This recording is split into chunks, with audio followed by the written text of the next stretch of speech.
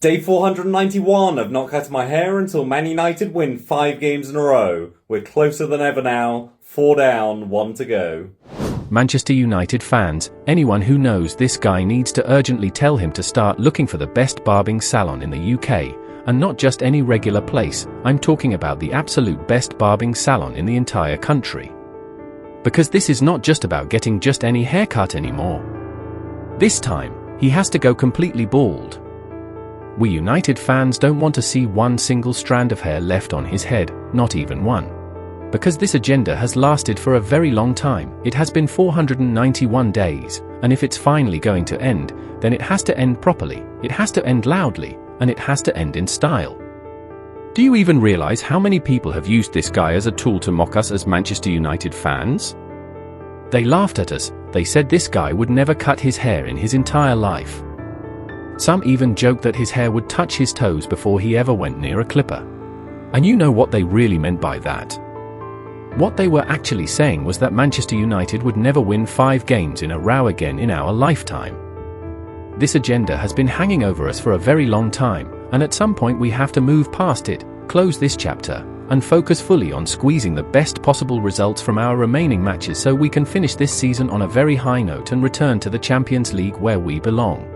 For 491 days, we have been trying to get this guy to finally cut his hair, and it has now strangely become a massive achievement for us as United fans. And yes, we know there are much bigger things to achieve as a football club right now, and yes, we know there are still serious things that need fixing at Manchester United, but this agenda just refused to die. Even when we came so close to finally ending it, after beating Brighton. Aiden Heaven, going to fight this back, Brian and Boomer in the penalty area, finishes it! Then Liverpool. I thought it had carried it goalwards, put towards the back post, Harry Maguire!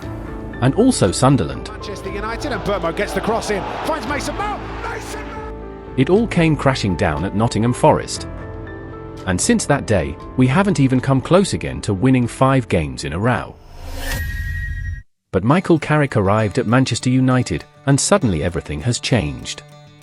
We have now won our first 4 games under him, something we have not been able to do in the last 2 years. Let that sink in.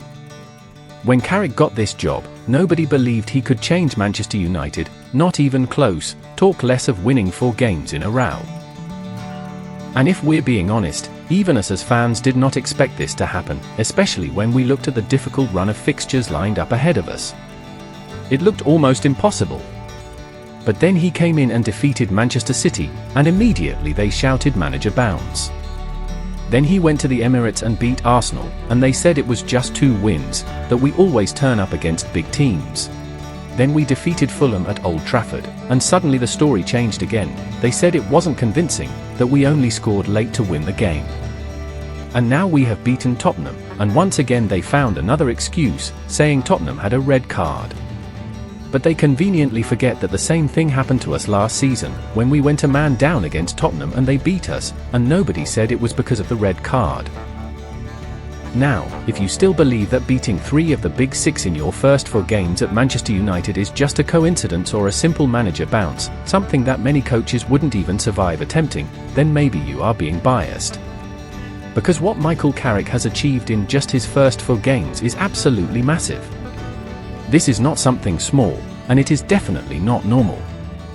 And the funny thing is, this is not even new for him. Carrick has always been thrown straight into big challenges whenever he has coached us. Even back in 2021, the very first time he stepped in, he faced Arsenal, Chelsea, and Villarreal, and he won 2 of those games and drew 1. So this story did not start today. This is not luck. He knows exactly what he is doing, and this run is not a coincidence. Yes, everyone is surprised right now, so surprised that they have started asking what Carrick has actually done differently since taking over. Talk to us about the Michael Carrick era. It is off to a fantastic start. What exactly has he done in such a short space of time with you guys? 3 days, unbelievable. First of all, playing with the ball, don't being scared of the ball, being composure with the ball, playing with confidence. Also, when we have to defend, we defend with our life, and when we have to play with confidence. And I think today we did it. What difference has Michael Carrick made?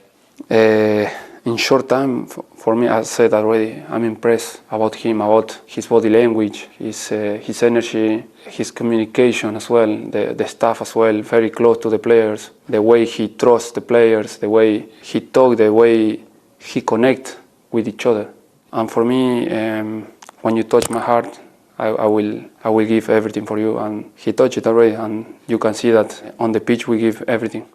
How have things changed so quickly under Michael Carrick? This is football. Football changes from one game to another. So I think Michael came in with the right ideas of giving the players the responsibility also, but some freedom to take the responsibility of on the pitch doing the decisions that were needed. When you listen to the players, the answer becomes clear. They say he connects with them. They talk about how wonderful his staff are. There is a strong connection between the players, the coaching staff, and the manager. Carrick has touched this group on a deeper level. He has made them feel trusted. He has given them the freedom to express themselves on the pitch, to play to their strengths, and to operate in positions that truly suit them and bring out the best in them. He has encouraged them to play the ball with confidence, to stop being scared of the ball, and to believe in themselves. And that confidence, that chemistry, that passion, and that intensity, that is exactly what we are seeing today on the pitch. But now, the mission is clear, we have to get this guy his haircut, and once that agenda is finally completed, we move on properly and fully focus on the bigger picture. Finishing this season strongly and getting Manchester United back into the Champions League, where we belong. And to make that possible, the next task is West Ham. Make no mistake about it, this West Ham side may be sitting in the relegation zone, but they are fighting for their lives. One win can take them out of the danger area, and that desperation makes them very dangerous. They have been in good form recently too, winning 3 of their last 4 games, so this is not a team coming into this match to roll over. This is also a West Ham team that did a league double against us last season, and they are firmly written in our revenge book. Even this season, just when we thought we had finally beaten them after taking the lead at Old Trafford, they found a way back into the game in the 83rd minute, turning what should have been 3 points into one of the most painful draws we've had all season. That one still hurts. But now the tables have turned. We are going to the London Stadium, their home ground, and this time we have to beat them. Not just for revenge, but to send a clear and loud message that this is a new Manchester United. We need those massive 3 points, we need to close the gap to the Champions League places, and yes, we need to finally give this guy that haircut by the end of Tuesday. So in this video, I'm going to build my preferred starting lineup, and I'll also highlight some very important things we must avoid when playing West Ham, especially the same mistakes we made last time that cost us the win. Kindly stay with me as we go through it together. If you're enjoying this Manchester United talk, please give the video a like and subscribe to the channel for more United content. Now, let's get into it.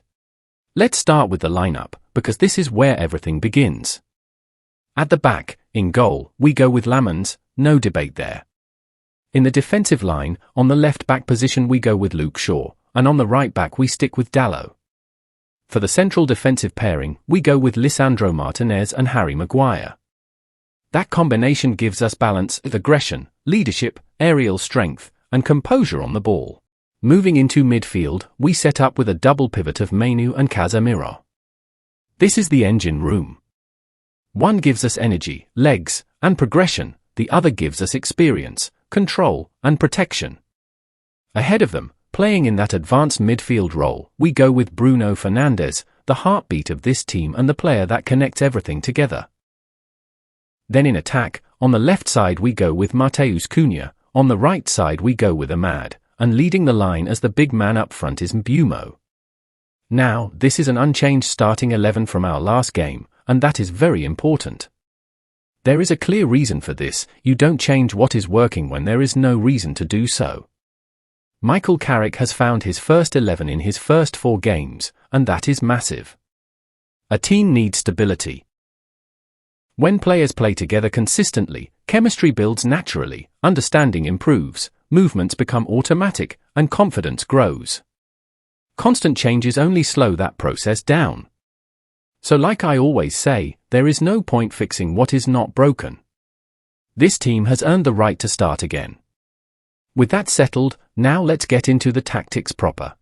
Firstly, like I will always say in all my videos, nothing works without effort. Nothing.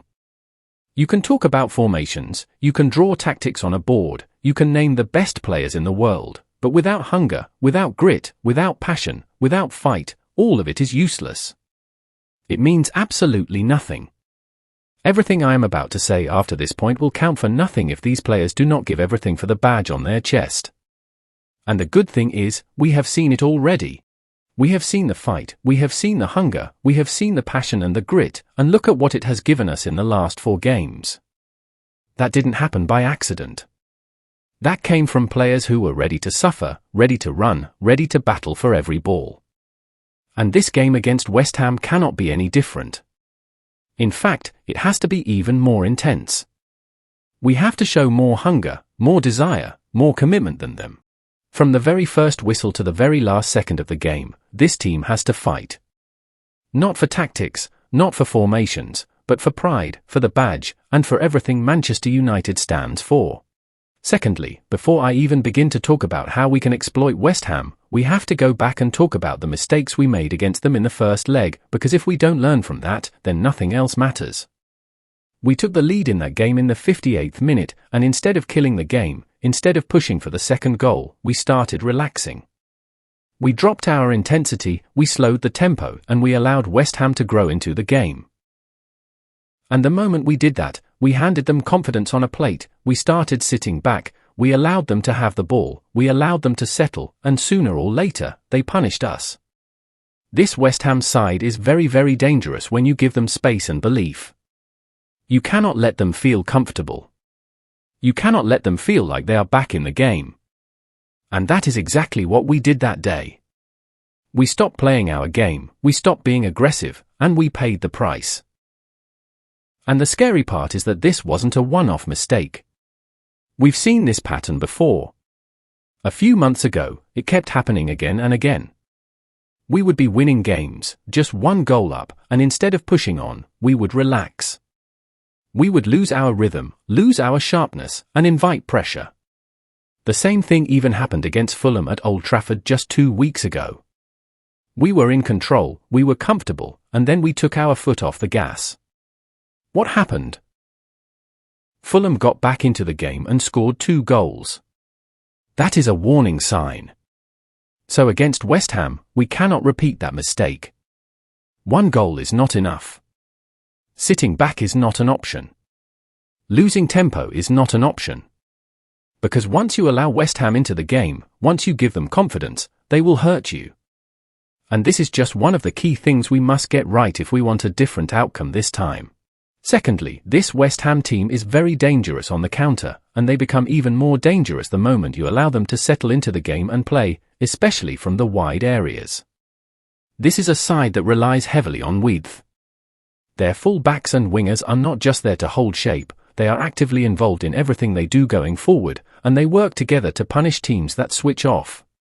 When West Ham break, they break with purpose.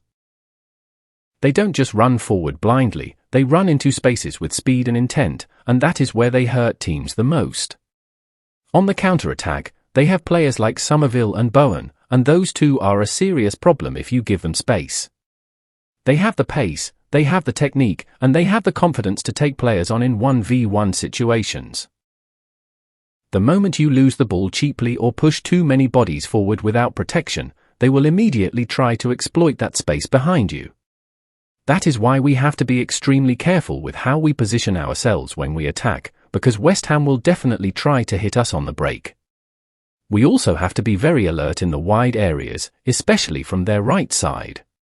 That side is one of their biggest strengths. They have Wan-Bissaka and Bowen combining there, and they constantly look to overload that flank.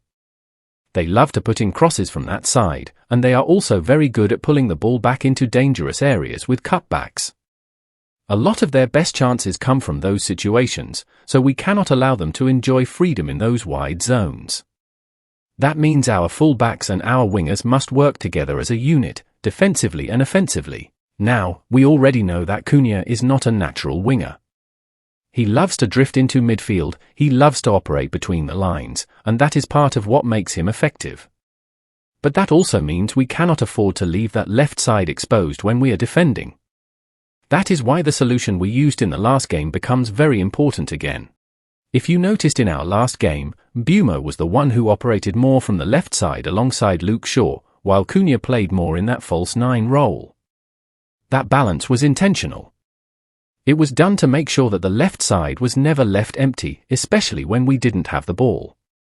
Mbeumo was constantly supporting Shaw, tracking back, helping defensively, and making sure that opposition players could not easily exploit that channel. That will be absolutely key again in this game, because West Ham's full-backs love to attack those half spaces, either to deliver crosses or to play cutbacks into the box. If we leave those areas unprotected, they will punish us. Another very important point is our defensive structure when we are in possession. We need to maintain a 3-man defense whenever we are attacking. That extra defender gives us security. It means that instead of being left with just 2 defenders when we lose the ball, we still have 3 players back to deal with counter-attacks. That structure allows Martinez and Dalot to shift slightly to the left and right as wide centre-backs, with Maguire holding the central position. This setup is crucial because it helps us slow down counters from the wide areas, block passing lanes early, and stop West Ham from fully exploiting their pace on the break. West Ham are very deadly when they attack from wide positions, and that is why getting this balance right, between attacking intent and defensive protection, will be one of the most important aspects of this game. But now, if you look closely at West Ham's game against Chelsea, you will notice something very interesting. They conceded 3 goals even while sitting deep and compact. That shows us something important. Their defense is good, but it is not impenetrable. If you play your cards correctly, if you apply the right pressure and move intelligently, you can find the gaps and open them up. Chelsea tried many fast passes in their defensive line, quick interchanges to pull defenders out of position, and that helped create space for shots and crosses. The encouraging thing for us is that this is exactly what Manchester United does very well under Carrick, especially with the way we structure our attacks and exploit space. This is why Luke Shaw's overlapping runs as a fullback are so crucial in our attacking plan. Whenever Shaw pushes high and wide, it does more than just provide width, it forces Mbeumo or Cunha to drift into the midfield and take up that false 9 position, creating overloads in central areas. At the same time, with Bruno Fernandes just behind them, we are essentially playing with 2 forwards ahead of the midfield, which drags the opposition defenders toward the middle of the pitch. The result? The only defenders left covering the flanks are the opposition fullbacks, which creates 1v1 situations for Ahmad and Shaw. Those half spaces then become prime zones for crosses and cutbacks, and this is a tactic we have used effectively time and time again. Overloading the middle doesn't just stretch the opposition, it also creates space for shots from outside the box. If you recall our previous games, Dorgu and Cunha frequently took advantage of that, moving into the middle and testing the goalkeeper with long-range efforts.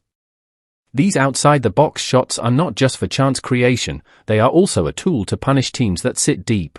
Another major benefit of overloading the middle is that it sets up runners behind the defensive line. Mbeumo, for instance, played from the left in the last game, but he constantly made diagonal and forward runs into the half spaces from the false 9 zone.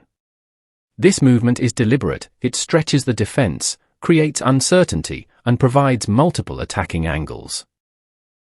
Whenever the ball is in Shaw's zone on the left, the winger drifts in, gets into the middle, and is ready to exploit any gap, while also being in position to make those crucial runs behind the defensive line.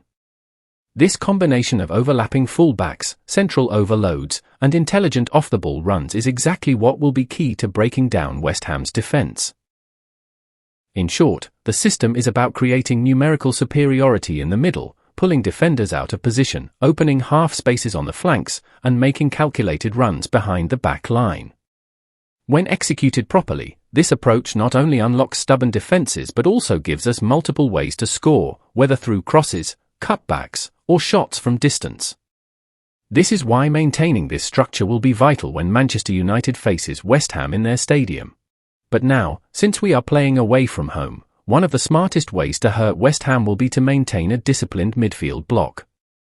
This is something many teams underestimate, but it's extremely effective if executed properly. Yes, we can press them, and pressing is great, but you have to be smart about it. If you watch carefully, you will notice that Manchester United under Carrick doesn't press every single player all the time.